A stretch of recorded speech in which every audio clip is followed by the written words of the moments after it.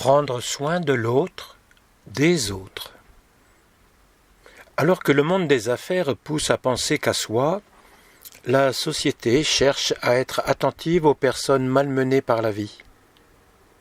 Être attentif aux autres devient une nécessité si nous ne voulons pas régresser en humanité.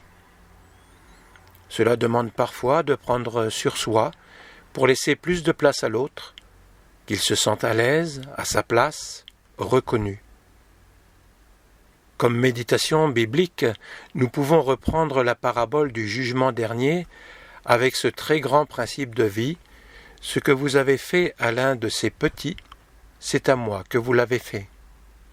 C'est en Matthieu 25. Méditons longtemps cette scène où Jésus défait son manteau pour s'agenouiller devant ses disciples et leur laver les pieds. C'est en Jean 13. Ou encore les béatitudes en Matthieu 5, où Jésus donne son programme d'action pour une vie relevée. Tout cela nous dit que la relation à l'autre, particulièrement les personnes blessées de la vie, est le matériel essentiel pour avancer sur notre chemin de sainteté. Toute la vie de saint Vincent de Paul et de sainte Louise de Marillac ont été guidés par cette injonction de prendre soin de l'autre. Ils avaient bien saisi que c'était prendre soin de l'autre avec un grand A, c'est-à-dire prendre soin de Dieu lui-même.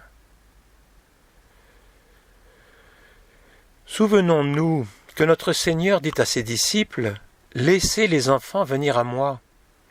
Et gardons-nous bien d'empêcher qu'ils viennent à nous. Autrement, nous lui serons contraires.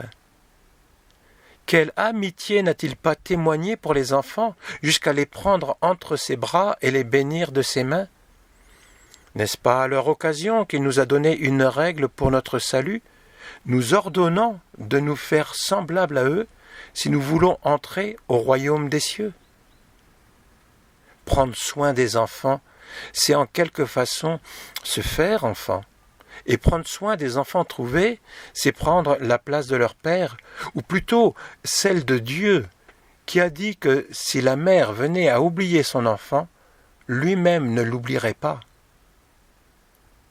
Si notre Seigneur vivait encore parmi les hommes et qu'il vit des enfants abandonnés de père et de mère comme ceux-ci le sont, croyez-vous, messieurs, croyez-vous, mes frères, qu'il voulut aussi les abandonner? Ce serait faire injure à sa bonté infinie de s'arrêter à cette pensée, et nous serions infidèles à sa grâce qui nous a choisis pour la direction de cet hôpital si nous venions à rejeter la peine que nous y avons.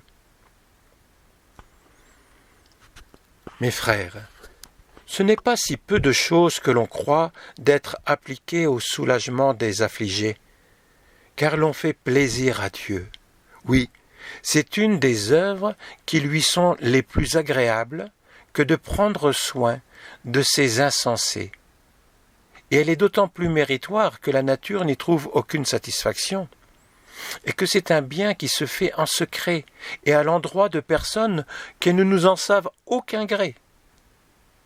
Prions Dieu qu'il donne aux prêtres de la compagnie l'esprit de conduite pour ces sortes d'emplois, quand ils y seront appliqués, et qu'il fortifie nos pauvres frères et les anime de sa grâce pour essuyer les peines et souffrir les travaux qu'ils ont tous les jours autour de ces pensionnaires, dont les uns sont malades de corps et les autres d'esprit, les uns stupides et les autres légers, les uns insensés et les autres vicieux, en un mot, tous aliénés d'esprit, mais les uns par infirmité et les autres par malice.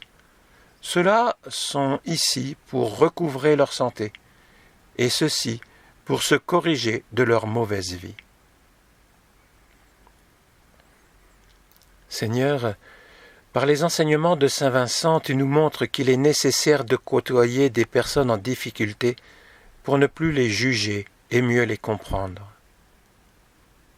Donne-nous cette grâce de découvrir en chaque personne rencontrée un frère ou une sœur, et de leur offrir ton amour par un service des mieux adaptés. Amen.